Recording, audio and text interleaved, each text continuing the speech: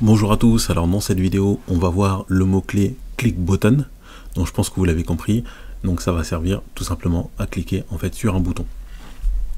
Donc sans plus tarder, donc on va aller sur donc cette URL là, hop,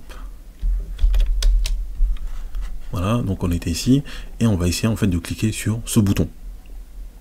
On aurait très bien pu utiliser le mot-clé click element, mais donc là c'est pour la formation, donc on va utiliser la méthode click button. Donc je vais faire inspecter. Voilà, donc en inspectant, on voit ici en fait qu'on est bien vraiment sur un bouton. Voilà, donc un bouton.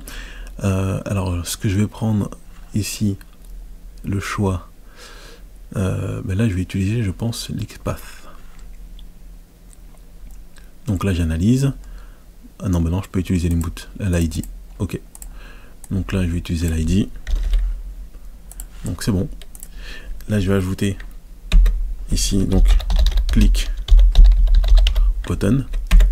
Et je mets une tabulation. J'ai mon ID.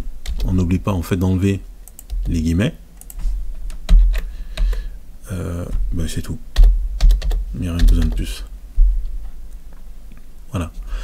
Et donc là, on va lancer directement notre cas de test.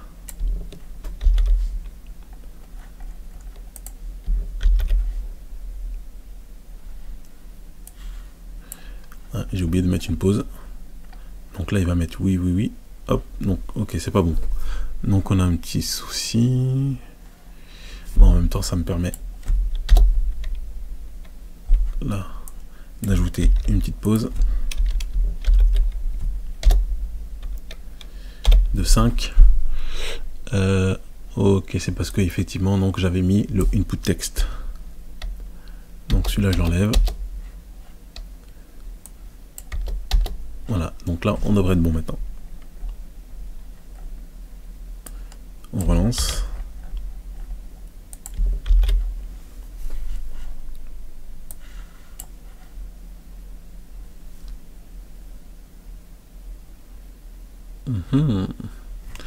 Donc on a toujours une erreur. Alors qu'est-ce que ça peut être?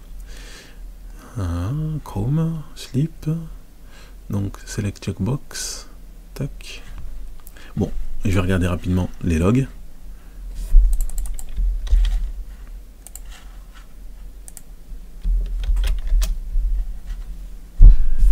Voilà. Il y a ça en trop. Voilà. Ok. Élément, clic, ok. A priori, underscore 2, il n'est pas cliquable. D'accord. Underscore 2, c'est celui-ci. Checkbox, ok, XPath.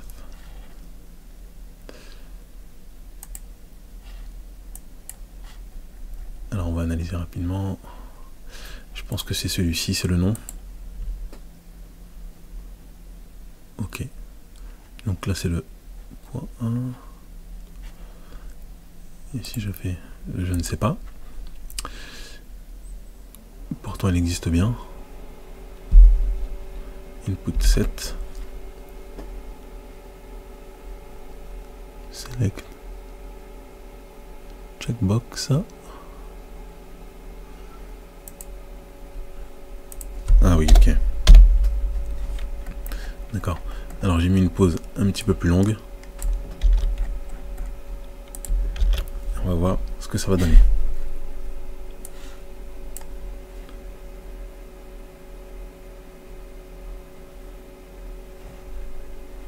Il veut toujours pas. Hop. Donc ce que je vais faire. Ici je vais enlever l'ID. Là je vais enlever le chemin XPath. Hop. On enlève ça. Clic bouton. Input 2. Je peux le relancer. Voilà, donc parfois on doit effectivement donc analyser plusieurs fois, relancer plusieurs fois.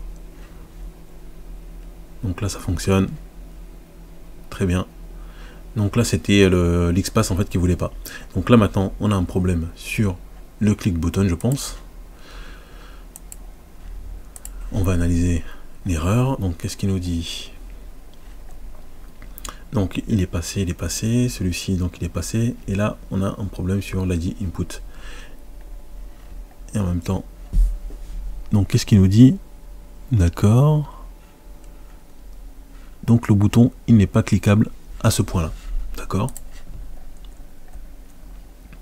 On va changer l'ID, c'est pas un problème.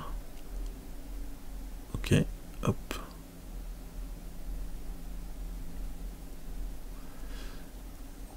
D'accord. Donc click button input 2, il n'aime pas. Là, ce que je vais essayer de prendre XPath. Donc à la place de ça, je vais mettre XPath 2 points. Voilà. Et ensuite, on va relancer.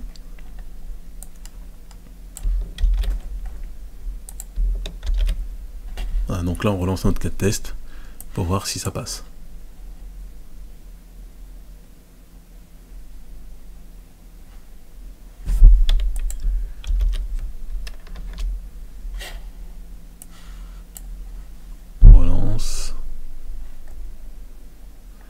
Parfois ça, vous voyez, non. Ok, donc là c'est trop rapide.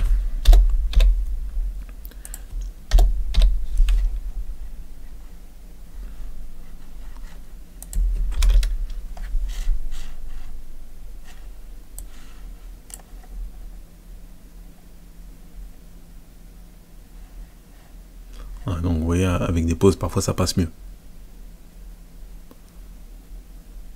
Ok.